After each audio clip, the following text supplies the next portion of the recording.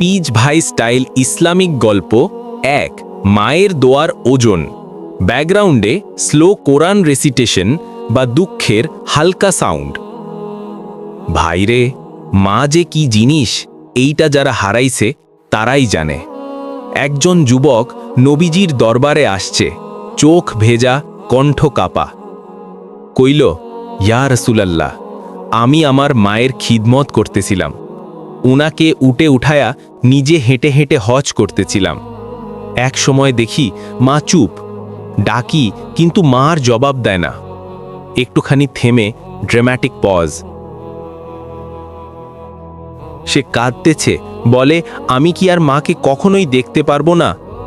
নবীজি বললেন, তুমি যদি চাও কিয়ামতের দিন তোমার মা তোমার হাত ধরে জান্নাতে নিয়ে যাক, তাহলে আজ থেকে তোমার কাজ হইল মায়ের জন্য দোয়া করা, তার নামে সদকা খয়রাত করা, তার ভালো কাজ চালায় যাওয়া।